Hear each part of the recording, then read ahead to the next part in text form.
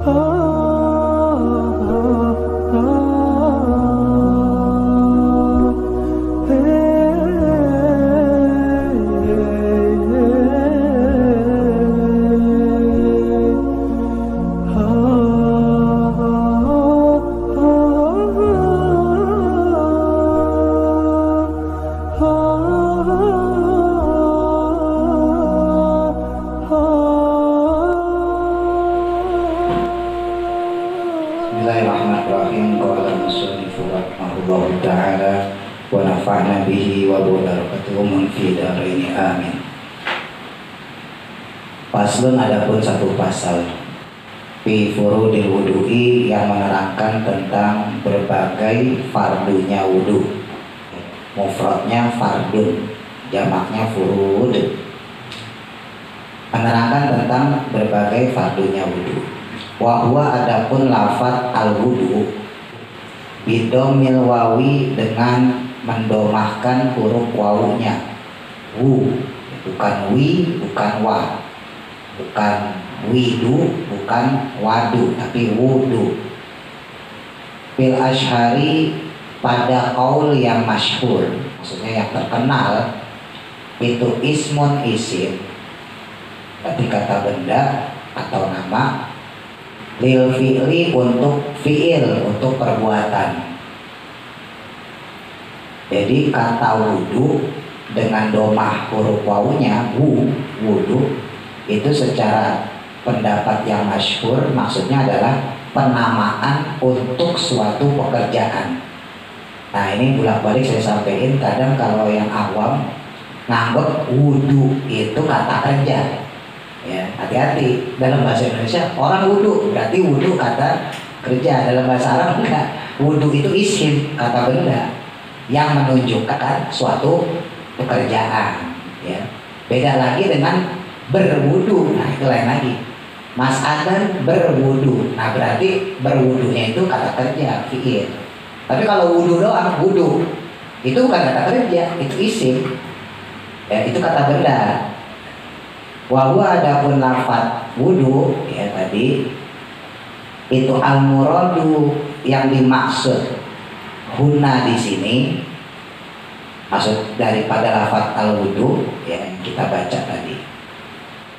Wa bi fathil wawi, sedangkan adapun dengan memfathahkan huruf wawunya, kalau kita fathahin jadi wadu, bukan wudu tapi wadu, maka itu ismun isim, ya, penamaan atau kata benda, lima untuk sesuatu atau untuk barang, ya.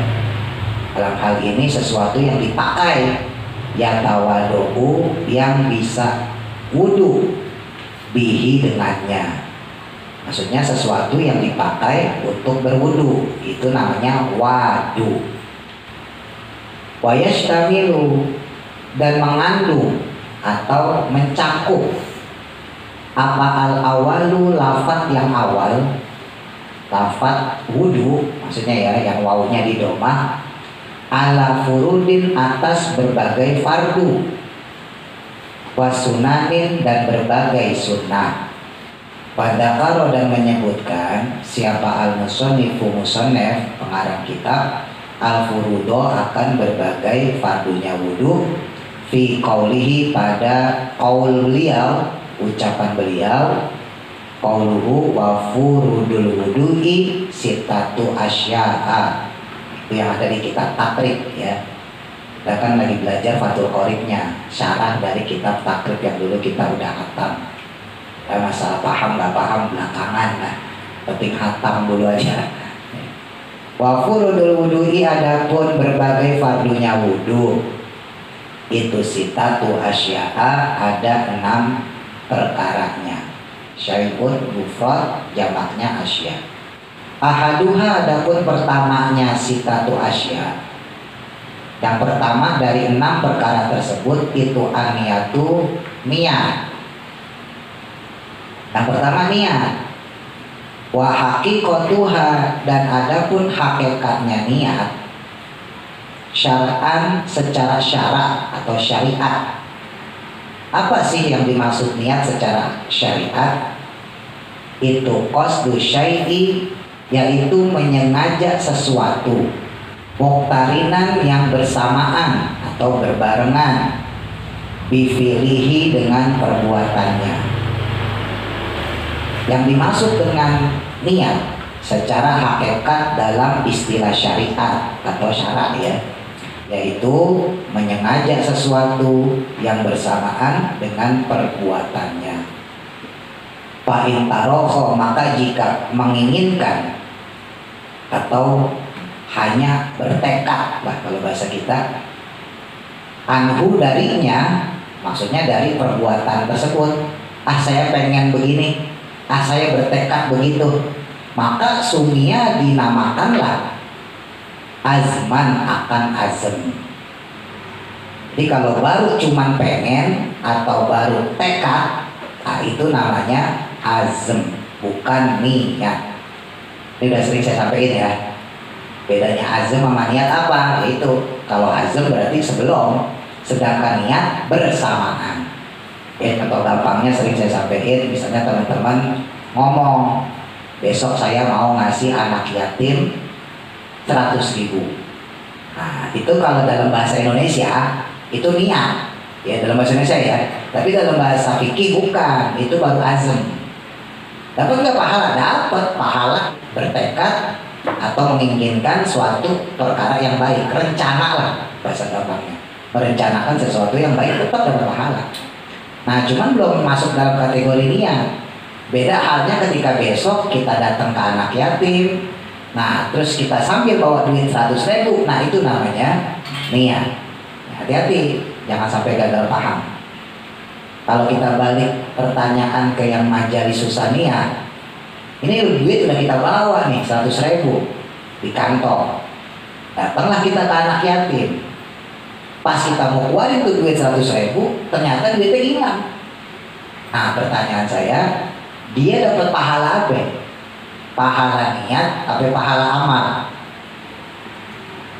Ayo. Kan kemarin udah, masa lupa? Dapat pahala niat, benar kan? Pahala, dapat pahala amal, bukan dapat pahala niat. Tapi ini lagi ya, dicek ya, coba jawabannya apa ya dulu. Dia dapat pahala amal. Kenapa dapat pahala amal? Karena ketika seseorang itu melakukan perbuatan sesuai dengan niatnya, itu Allah udah ganjar amal dia. Jadi ketika dalam proses itu Allah udah gak butuh lagi niat dia. Maka yang dicatat adalah pahala amal. Dulu saya kasih contoh sama teman-teman, kalau teman-teman mesen seblak, ingat nggak? Saya masih ingat loh, berarti otak saya lebih cerdas daripada teman-teman. Masih ingat nggak? Saya korek-korek lagi, emang susah zaman now tuh otaknya beda-beda ya. Padahal saya dulu makan air tajin. Dulu kan saya ingatin loh, ini teman-teman pesan seblak, ya pesan seblak sama Gojek lah, apa GoFood, apa segala macem. Bang beliin seblak, harga berapa ya? 20.000, ongkir 10.000, berarti 30 ya. Nah, belilah tuh orang. Dan tiba-tiba pas sudah beli, di tengah jalan hujan, mana packingnya nggak bagus, berantakan. Terus sampailah depan kita, Mas atau Mbak, maaf Mbak, ini yang packing nggak bagus nih, berantakan nih, mana hujan lagi. Nah, kita bayar 20.000 harga seblak, atau bayar 10.000 harga ongkir, atau kita kasih tetap 30. Kalau kita yang dalam posisi itu, kalau orang pelit makasih aja. Nggak, ini normal, bukan orang pelit ya. Kalau teman-teman dalam posisi itu tetap 30 kan, berarti seblaknya plus ongkirnya. Kita udah gak peduli lagi itu masalah seblaknya tumpah kecampur air hujan, udah gak peduli lagi. Kenapa? Karena kita menghargai apa yang udah dia usahain. Kalau manusia aja udah ngusahain kayak gitu, dihargain antar sesama manusia, apalagi Allah. Ingat, saya korek lagi. Ya banyak-banyak minum susu ya, biar otaknya banyak minum ya. Kalau saya mah minumnya air tajin. Masa lupa ya, baru 2 minggu ya? Baru 2 minggu. Ya mungkin banyakan ini kali ya, banyakan masalah kali ya. Masalah hidupnya kebanyakan jadi lupa. Itu jawabannya apa ya? Pahala niat atau amal? Amal, bukan pahala niat lagi. Itu untuk bicara masalah niat dan azam. Perbedaannya di sini. Watakunu, maka adanya apa niat itu niat. Nah, keberadaan niat itu sendiri ketika kita dalam wudu itu indal ghusli awali juz'in, yaitu saat membasuh awal atau pertamanya bagian minal wajhi, dari wajah. Nah, niat itu sendiri kalau di wudu maka dilakukan saat membasuh awal bagian atau bagian pertama dari wajah. Disitulah kita berniat. Maksudnya muqtarinatan, bersamaan bidzalika juz'i, dengan bagian yang kita basuh tersebut. Maksudnya bagian wajah ya. La bijamihi, bukan keseluruhannya. Wala bima qablahu, dan juga bukan sebelumnya. Jangan juga niat sebelumnya, sebelum basuh kita nawaitul wudu'a li rafi, baru kita basuh. Jangan. Wala bima ba'dahu, dan juga bukan setelahnya. Jadi bukan nunggu keseluruhan baru kita niat, jangan juga sebelum, jangan juga sesudah. Tapi harus muqtarinatan bidzalikal juz'i, yaitu bersamaan dengan bagian wajahnya. Bisa praktekin ya. Fayanwi atau fayanwiya juga boleh. Maka berniatlah siapa al-mutawadi'u, orang yang berwudu, inda ghuslima, pada saat membasuh sesuatu. Maksudnya di sini bagian ya, anggota wudu, zukiro yang disebutkan. Saat kita sambil membasuh bagian tadi awali juz'in, maka kita juga merentakin di hati kita ya, raf'a hadasin, untuk menghilangkan hadas, min ahdasihi, dari berbagai hadasnya. Hadasnya di sini nanti rujuknya ke mutawadi, orang yang berwudu. Nah, disitulah kita berniat untuk mengangkat hadas. Nah, seperti umumnya kita niat ya, nawaitul wudu'a li raf'il hadasil asghari fardhu lillahi ta'ala. Nah, ini karena teman-teman update ilmu, sebetulnya nggak pakai lengkap gitu pun boleh. Itu makanya saya sering sampaikan, yang kita pelajari dari guru-guru kita itu udah top gitu. Ya. Walaupun apalan ya, nggak tahu ilmunya, nggak tahu sumbernya, tapi yang kita pelajarin dari kita guru SD, guru ngaji, TK dan sebagainya lah, SMP, SMA sampai kita kuliah, itu udah top-topnya pelajaran. Karena alhamdulillahnya mayoritas yang datang ke Indonesia itu ulama-ulama yang Ahlussunnah wal Jamaah ya, dari madzhab Maliki, Hanafi, Syafi'i, Hambali, yang mereka itu sudah mengajarkan kita dengan lengkap. Enaknya di situ. Jadi kita dari wudu aja udah diajarin sampai lengkap. Sampai-sampai orang bingung. Kalau yang awam ya, menganggapnya basuh telapak tangan wajib. Ya, padahal basuh telapak tangan sunnah. Yang wajib itu setar di wajah. Nah, itu saking ya, saking dulu guru-guru kita itu emang udah diajarin sampai segitu. Ya plus minus lah ya, ada positif, ada negatifnya. Positifnya kita sudah terbiasa wudu dengan sempurna. Jadi bahasa kasarnya bodoh pun bener. Ini bodoh nih, orang bodoh gak pernah ngaji, tapi suruh wudu bener. Gak pernah ngaji deh, gak ngerti dia syaratnya wudu apa, rukunnya enggak apa. Coba suruh wudu bener. Basuh telapak tangan, kumur-kumur, ngisap air ke dalam hidung. Tapi kalau ditanya, coba syaratnya wudu apa? Geleng-geleng, rukunnya wudu apa? Geleng-geleng gak ngerti. Tuh hebatnya orang Indonesia, bodohnya aja bener. Ya kan bodoh berarti ya, bodohnya aja bener, apa lagi pinternya gitu loh. Bodohnya aja bener tuh bodoh kan, bukan ngerti apa-apa ya, tapi bener. Oh, itu barokahnya kita mazhab Ahlussunnah wal Jamaah. Jadi bodohnya aja bener, apalagi pinternya. Nah makanya sering saya sampaikan, teman-teman ngaji itu sekarang udah naik kelas, udah naik tahap, dimana teman-teman sekarang sedang mengilmukan ibadah yang dulu nggak tahu ilmunya. Kalau bisanya udah bisa, udah wudu bisa, ya, basuh telapak tangan, gitu kan, kumur-kumur, misap air ke dalam hidung, basuh muka, ya, basuh tangan sampai sikut, basuh sebagian kepala, basuh tengkuk, basuh kedua telinga, membasuh kaki sampai mata kaki. Tahu, anak TK juga tahu. Tapi kan nggak tahu mana yang wajib, mana yang sunnah.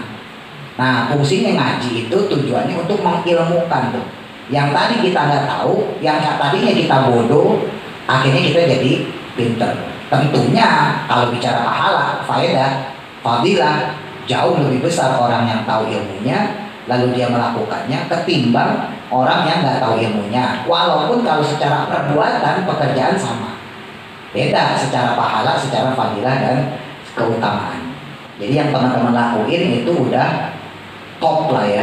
Nawaitul wudu'a li rafil hadasil asghari fadlilah. Nah, sebetulnya nggak harus begitu. Nah, ayanwi atau ayanwiya boleh, atau berniat ya selain raf'al hadas yang kita biasa lakukan, yaitu istibahata muftaqirin, agar boleh melakukan ibadah yang butuh ila wudu'i, kepada wudu. Kita boleh niat juga bukan raf'al hadas tapi istibahata sholah gitu ya. Makanya kalau di tayamum itu niatnya bukan li raf'il hadasil, beda sama wudu. Kalau wudu kan nawaitul wudu'a li raf'il hadasil. Tapi kalau tayamum pakai tanah yang berdebu, maka niatnya nawaitut tayamuma li istibahati sholati. Istibah itu untuk memperbolehkan saya as-sholati, untuk melaksanakan sholat. Jadi bukan raf'al hadasil. Jadi boleh juga teman-teman seandainya, ini sekarang ini ilmu ya, bukan praktek. Kalau praktek teman-teman udah baca raf'al hadasil asghari itu paling gak ribet ya. Tapi kalau secara ilmu sebetulnya ada kata orang wudu, nawaitul wudu'a li istibahati sholati, bukan raf'al hadasil. Ya, dia wudunya nawaitul wudu'a li istibahati sholati fardhu lillahi. Walaupun dia nggak ucap nawaitul wudu'a li raf'il, bukan li raf'il, tapi li istibahati sholat. Saya niat wudu agar memperbolehkan saya untuk melaksanakan sholat fardu karena Allah Ta'ala. Ini lagi-lagi ilmu ya. Ya tapi tadi karena kita udah pinter, nggak usah dipraktekin, ribet ntar malah bingung. Itu udah namanya udah istibahatil hadasil malah. Memperbolehkan berhadas. Jangan malah repot ya. Malah repot, udah rafil hadasil aja lah, lebih bagus. Nah ini sekarang kita lagi mengilmukan ibadah kita. Terus kemudian auyawiyah, atau juga boleh kita niat fardul wudu'i, niat fardu wudu. Boleh juga teman-teman niat nawaitu fardul wudu'i lillahi ta'ala. Fardunya jadi maf'ul ya. Nawaitu, saya niat fardul wudu'i, melaksanakan fardu-fardunya wudu lillahi ta'ala. Itu boleh. Atau paling singkat lagi boleh juga awil wudu'a, atau niat wudu doang, fakot bloko. Bloko itu kalau bahasa Jawa ya, bahasa Indonesianya saja. Fakot mongkot tok kalau di Jawa. Bloko, berarti ingat-ingat bloko itu saja. Awil wudu'a fakot, atau niat wudunya saja. Jadi boleh juga teman-teman niat nawaitul wudu'a fardhu lillahi ta'ala. Nanti suatu saat mungkin teman-teman akan dihadapi satu keadaan yang memungkinkan kita harus memakai model-model ibadah minimalis. Ini kan ibadah minimalis nih. Ya, mungkin suatu saat teman-teman melakukan itu karena terdesak atau karena keadaan. Nah udah nggak apa-apa. Saya juga kadang-kadang begitu. Saya kan bilang sama teman-teman, saya kalau keluar rumah misalnya gitu ya, pas lagi nggak punya wudhu ya saya wudhu, tapi wudhu saya untuk keluar rumah dengan wudhu saya untuk sholat beda. Kalau saya wudhu untuk sholat, beneran wudhunya buat sholat, ya kan? Bacanya itu juga yang lengkap. Nawaitul wudu'a li raf'il hadasil asghari fardhu lillahi ta'ala. Pokoknya bagus lah gitu ya. Tapi kalau untuk keluar rumah, tetap kita semua wudhu. Karena dawamul wudhu, ya, mendawamkan wudhu, ya, langgeng wudhu kita, ya, senantiasa dalam keadaan wudhu itu punya fadilah tersendiri. Kalau kita melakukan satu ibadah, pahalanya double. Kalau kita melakukan satu kebaikan, pahalanya juga double. Jadi orang yang sedekah dalam keadaan berwudu dengan orang yang bersedekah tapi dalam keadaan tidak punya wudu, itu beda pahalanya. Lagi kalau bicara fadilah-fadilah yang lain ya, orang wudhu dijagain malaikat macam-macam lah. Nah itu kalau dalam keadaan keluar rumah misalnya tadi saya sampaikan, ya saya sering cuma nawaitul wudhu lillahi ta'ala, nggak baca lengkap nawaitul wudhu rafiq itu enggak. Dan yang saya basuh ya wajib-wajib aja udah, basuh muka yang wajib, ya tangan sampai sikut, kepala, kaki udah. Jadi nggak semua anggota tubuh yang sunnah kita basuh. Kenapa? Karena ya tadi kita cuma sekedar keluar rumah, bukan untuk melaksanakan satu ibadah. Nah, bisa lagi teman-teman lagi di perjalanan di rest area, ya ilmu doang nggak cukup, makanya harus bijak. Jangan mentang-mentang belajarnya dari kecil nawaitul wudhu ali rafil hadasi asghari fardhu ta'ala, terus wudhunya super lengkap. Ya dari basuh tangan, ini kan kalau di rest area kan numpuk orang, apalagi kalau sholat Jumat laki-laki misalnya ya, itu kan numpuk wudhu, pengen buru-buru, jangan sok kayak orang bener. Wah bacanya dengan Bismillahirrahmanirrahim, kan? Ya niat juga sunnah diucapkan basuh telapak tangan, tapi nanti wajibnya di muka ya. Nanti saya contohin. Ini kita bicara di luar itu dulu. Jangan sampai teman-teman nggak bijak, orang udah pada numpuk, apalagi udah koma, tuh repot urusan itu. Wah bisa chaos itu. Iya, Allah Akbar. Kita baru sampai rest area, wudhunya ala tadi ala keren ya kan. Wah itu dimaki-maki orang itu. Ya benar bisa chaos itu. Ya. Nah itu yang kayak gitu kan butuh ilmu plus bijak. Butuh ilmu plus bijak. Kalau cuma dari adat kebiasaan teman-teman belajar ya begitu udah. Nah disitulah kalau yang kondisi kayak gitu, ya udah salah satu alternatifnya tadi. Langsung aja udah yang wajibnya. Di antaranya yang kita gunakan adalah niat. Nawaitul wudhu'a lillahi ta'ala, sah. Tanpa ada menggunakan derofir hadasi atau tadi istibahat di sholati ya. Nah ini yang kadang-kadang sering saya sampaikan, ya terjadi khilafiyah di antara ulama dan terjadi perdebatan. Ntar kalau orang nggak paham ya teman-teman ngerti nih pelajaran ini, terus di samping kita orang nggak paham, dia ngeliatin pas kita wudhu, nawaitul wudhu'a, dia pasti bingung. Oh kayak gitu. Terus dia nanya sama ustadznya. Nah, ustadznya blow on juga lagi. Kadang ngaji Fathul Qorib ya kan. Wah nggak sah wudhu kayak gitu. Nah, ustadznya baru takrif soalnya. Belum sampai Fathul Qorib. Nah itu menjadi bahaya. Nah nggak sah itu lah. Itu polemik kayak gitu ya. Jawaban akhir gitu. Kalau saya ya senyum-senyum, saya malas menghadirin kayak gitu. Selama belum parah ya. Kalau udah parah baru saya ikut campur. Kalau itu biarin aja. Nah, bahkan awit toharota atau berniat toharoh atau bersuci anil hadasi dari hadas. Boleh juga teman-teman niat nawaitu toharota anil hadasi fardholillahi ta'ala. Jadi bukan nawaitu wudhu, tapi nawaitu toharota anil hadasi. Boleh. Fa'ilam yakul, namun jika tidak mengatakan anil hadasi, lafaz anil hadas, jadi cuma niat toharoh ya, nawaitu toharota lillahi ta'ala, nah maka lam yasihu tidak sah. Beda sama wudhu. Kalau wudhu kalau cuma niat nawaitul wudhu'a lillahi ta'ala sah, tapi kalau toharoh nawaitu toharota lillahi ta'ala enggak sah. Kenapa? Karena kalau toharoh itu maknanya masih umum ya. Mandi itu juga toharoh, bersuci kan. Istinja, cebok itu juga toharoh. Tapi kalau wudhu itu udah semua orang sepakat mutlak namanya wudhu ya, basuh anggota-anggota tertentu gitu ya, untuk melaksanakan satu ibadah tertentu. Wa idza nawa, dan ketika telah niat ya, andai kata si mutawade ya, orang yang berwudhu telah niat ma akan sesuatu yutabaru yang digambarkan atau tadi disampaikan ya, min hadhihi niyati, dari berbagai niat ini. Tadi niat-niat tadi yang disampaikan, yang kita pelajarin.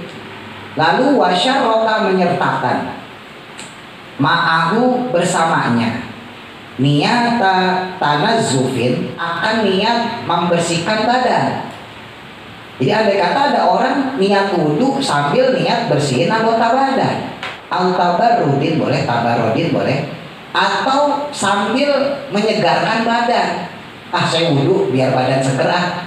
Nah gitu ya. Maka soha, sah. Apa wudhuhu? Wudhunya. Maka wudhu yang semacam itu, walaupun niatnya sambil untuk membersihkan badan, untuk menyegarkan badan, sah. Beda sama sholat. Kalau sholat nggak boleh. Teman-teman ruku, ya niatnya ruku. Teman-teman sujud, nggak boleh niatnya selain sujud, harus niat sujud. Ini saya contohin ya, untuk muka, basuh mukanya ya. Nah, ini niatnya dulu ya, nanti basuh muka selain. Jadi niat itu pas teman-teman ambil bagian pertama, nah ini yang disebut dengan qasdu syai' muqtarinan bihi. Jadi barengan truk nawaitu. Jadi nggak menunggu keseluruhan, ya, nggak menunggu keseluruhan atau sebelum nawaitu, nggak begini, atau setelah mengusap, udah selesai baru nawaitu, bukan. Tapi berbarengan, ingat ya, muqtarinan bihi.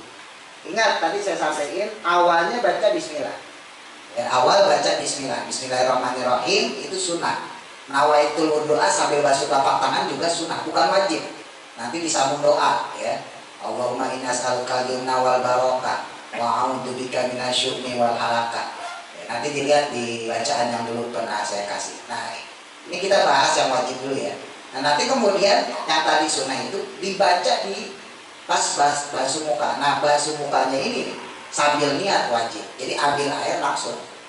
Truk. Nah, ini nawaitu. Truk nawaitu wudu'a. Walaupun sambil jalan tuh tangan kita. Ya, nawaitu wudu'a li rabbil alamin ya. Ada sekali perintah. Terus wasani adapun yang kedua, ghuslu jami'il wajhi, membasuh seluruh wajah. Wahaduhu, dan adapun batasannya. Batasannya wajah, tulang secara panjangnya itu mah bagian, di sini jangan sesuatu tapi bagian bainamana binti sya'rir ra'si, yang ada di antara tempat-tempat tumbuhnya rambut kepala. Nah, itu batasannya tuh. Yang mana tumbuh bagian tersebut rambut-rambut kepala goliban secara umum. Maksudnya secara umumnya orang kan rambut di sini ya. Ada yang profesor masalahnya. Ya, kalau profesor kan tumbuh rambut di sini, di ubun-ubun. Nah, itu nggak normal ya. Maksudnya secara normal orang tumbuh rambut di sini. Nah, maka bagian ini adalah batas kepala. Ya, bukan sekarang nggak normal. Kalau nggak normal di sini nih. Ya kan? Ada juga orang kan yang rambutnya mulai dari sini kan ada tuh. Nah, ini yang bicara secara normal. Wa akhiru, dan adapun akhirnya, maksudnya batasan akhir itu kan atasnya. Nah, batasan akhirnya al-lahya ini akan dua raham. Wahuma, adapun keduanya, maksudnya raham. Maksud raham di sini itu al-azomani, tasnya ya, dua tulang, azmun tulang. Azmani, dua tulang. Dua tulang alladani yang butuh, alazi satu, alladani dua.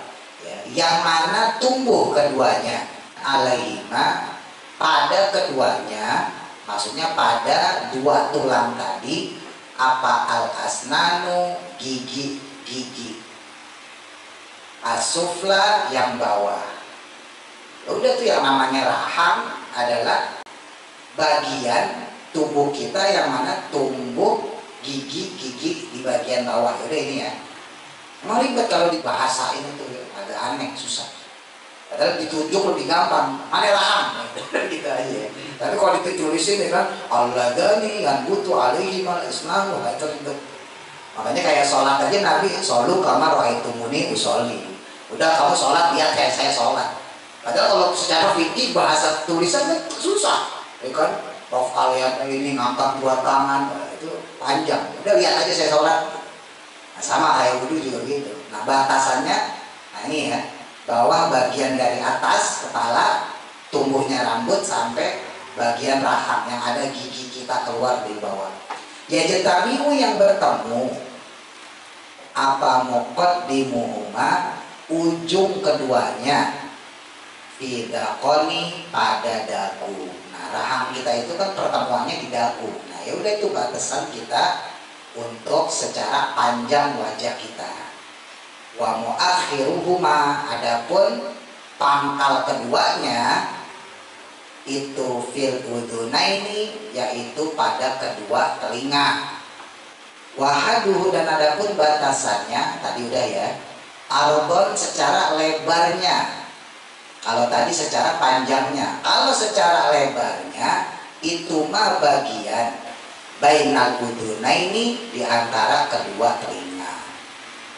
Di dua telinga itu secara lebar, tapi kalau secara panjang dari ujung rambut sampai dagu.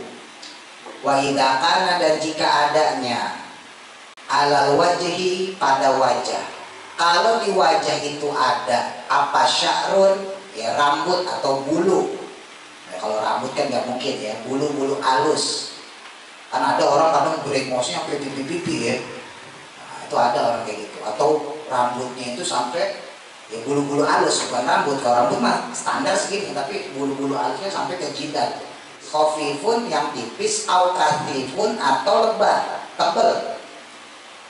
Baik bulunya tipis atau tebal, wajib maka wajib apa iswalul ma'i mengalirkan atau menyampaikan air ilaihi kepadanya. Tetap baik tipis maupun tebal, air tuh harus sampai ma'al basyaroti bersama atau sekaligus kulit allati tahtahu yang berada di bawahnya. Jadi air tetap harus sampai ke kulit yang berada di bawah bulu-bulu tersebut pada bagian muka kita. Wa amaliyatur rajuli dan adapun untuk jenggotnya seorang laki-laki al-kafifatu yang lebat atau yang tebal. Ini ada orang jenggotnya tebal. Nah, dari mana kita bisa bandingin jenggot tebal sama jenggot tipis?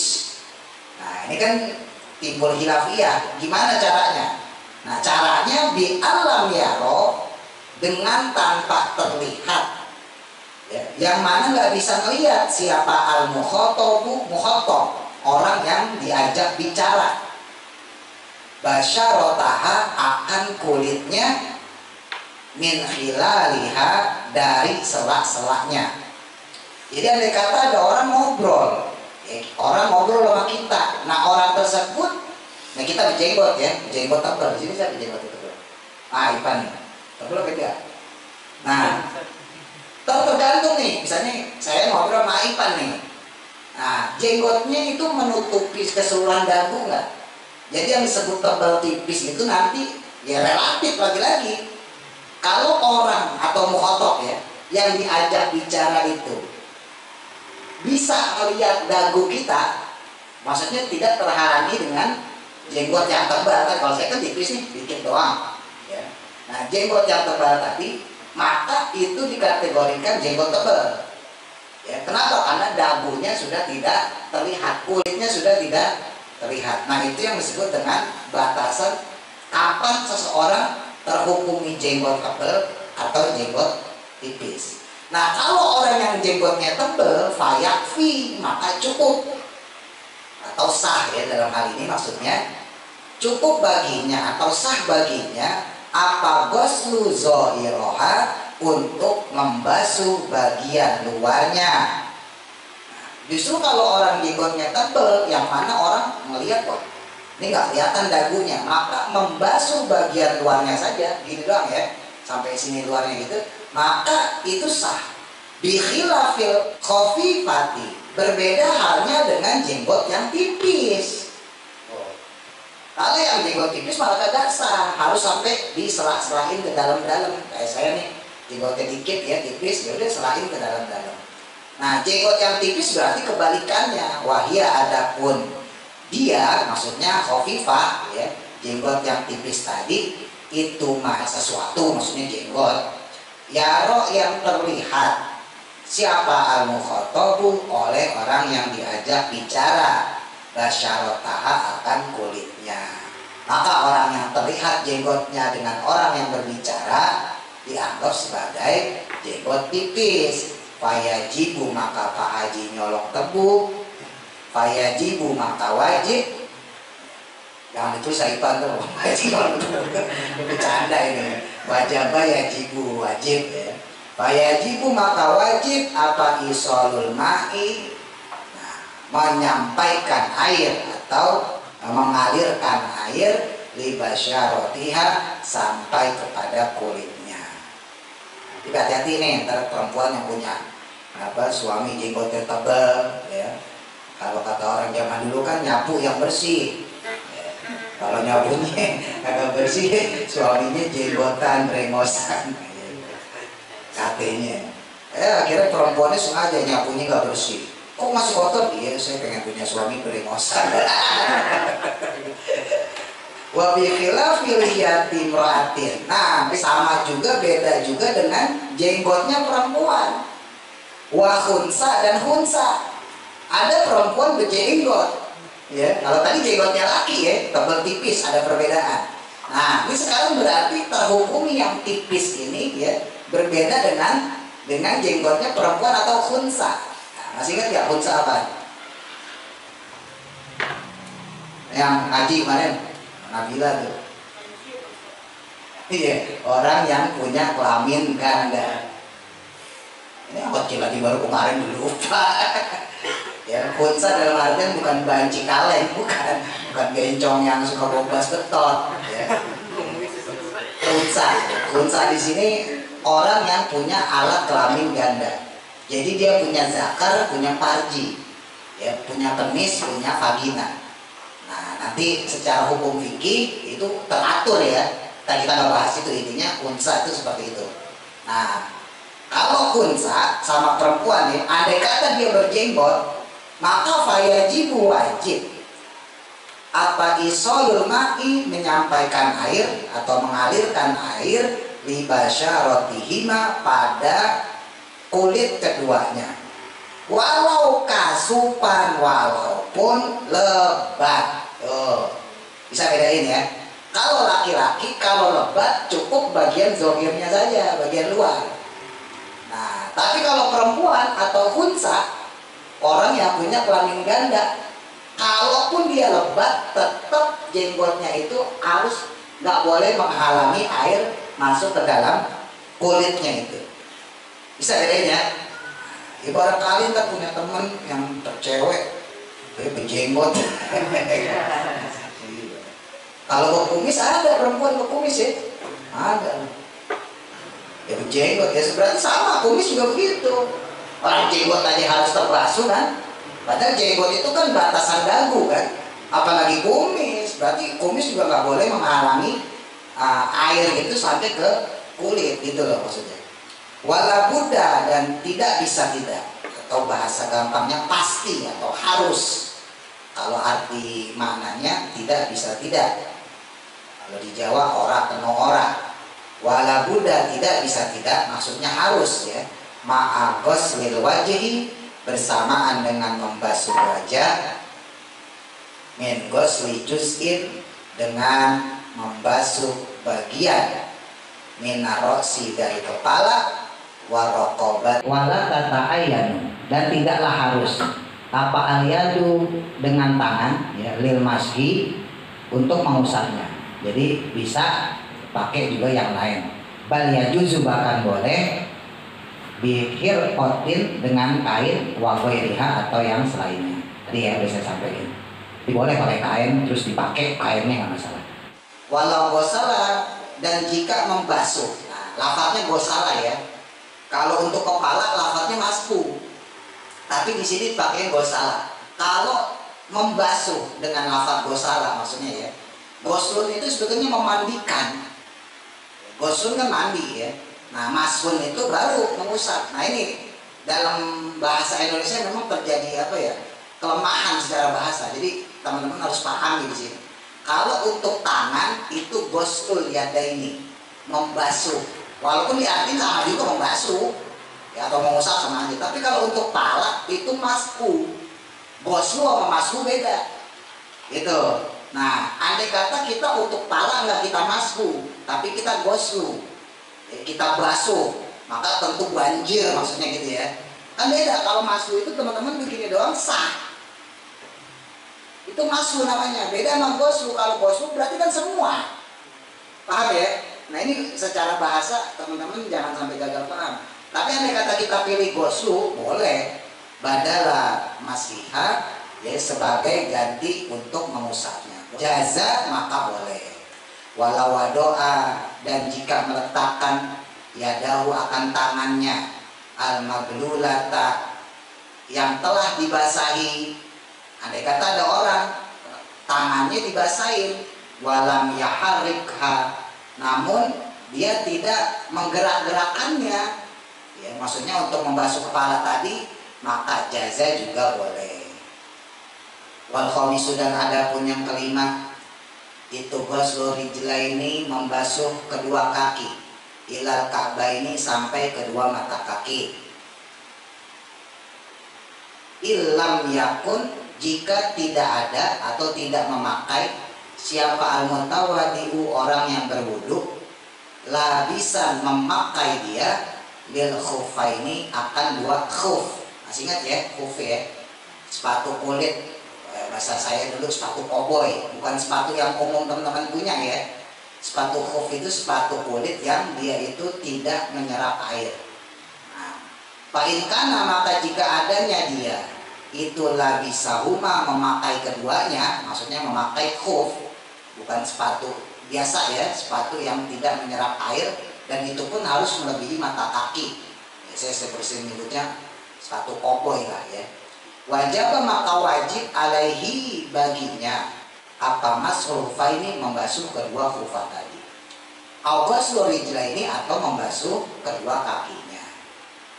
Wajib, dan juga wajib apa ghusluma, membasuh bagian, alaihima, atas atau yang ada padanya, min sya'rin, daripada bulu-bulu atau seperti bulu-bulu, wasil atin, dan juga tadi uci-uci atau benjolan, wa usbu'in, dan juga jari zaidatin, yang tambahan. Sama, kakinya jarinya ada 6, jempol 1 ya. Maka tetap harus dibasuh. Kama sabaqo, sebagaimana yang telah lalu, fil yadaini, dibahas pada penjelasan kedua tangan. Sama ya. Wasabi, sudah ada pun yang keenam, rukunnya wudu itu atartibu, tertib, fil wudu'i, pada wudu. Jadi tertib urut, nggak boleh tangan dulu baru muka, nggak boleh. Jadi harus muka dulu baru kemudian tangan baru pala. Alama, atas apa-apa atau atas sesuatu, ai maksudnya ayil wajhi, maksudnya tata cara. Ya, wajah di situ bukan wajah tapi tata cara, kaifiyah. Alladzi dzakarnahu, yang telah kami menjelaskannya. Tadi udah kita pelajari ya. Fi addil furudi, pada urutan berbagai fardunya wudu. Maka falau nasia, jikalau lupa, at-tartiba, akan tertib. Andai kata kita lupa tertib ya, habis basuh muka bukannya tangan sampai sikut, malah basuh kepala dulu ya, kebaliklah bahasa kita. Walaupun itu lupa, lam yakfi, maka tidak cukup, maksudnya tidak sah. Maka yang kayak gitu nggak sah. Walau gosala, dan jika saja membasuh siapa arbaatun, 4 orang. Ini ada orang 4 ya, sama kita 5 ya. Dan kemudian membasuh doahu, akan anggota wudhunya. 4 orang ini berbarengan membasuh anggota wudhu kita. Sultan, ya kan wudhu aja diwudhuin. Kalau ada orang kayak gitu, ada 4 orang kok membasuhin anggota badannya, dafatan, dengan basuhan wahidatan, yang 1 kali atau sekaligus biizni, dengan izinnya. Ya udah silakan basuhin saya. Mating basuhin muka, Mas Dani basuhin tangan sampai sikut ya. Mas Dika basuhin kepala saya, Mas Wanda basuhin kaki sampai mata kaki saya. Basuh sekaligus, bareng 1, 2, 3 brand. Maka irtafa'a, hanya hilang apa hadas wajhihi, hadas wajahnya, fakot loko, fakot saja. Maka yang hilang hanya hadas wajahnya saja, artinya tangannya tetap harus diulang, diwuduin lagi. Mukanya harus, rambutnya, kepalanya harus diwuduin lagi. Kaki sampai mata kaki harus diwuduin lagi. Walaupun itu udah terbasuh bareng-bareng, Brok nggak bisa, karena itu yang disebut urut. Jadi urut di situ namanya urut berarti ada urutan. Habis muka, ya. Ini kita bicara wajib ya, nggak bicara yang sunnah dulu. Yang wajibnya berarti habis muka, tangan sampai sikut, kepala, kaki sampai mata kaki. Jadi seandainya pun dibarengin, semuanya kebasuh. Tapi berbarengan ada 4 orang, blok nggak sah. Yang sah cuma mukanya doang. Maka tangan sampai sikut harus dibasuh, kepala harus dibasuh, kaki sampai mata kaki juga harus dibasuh. Wallahu a'lam. Mudah-mudahan manfaat.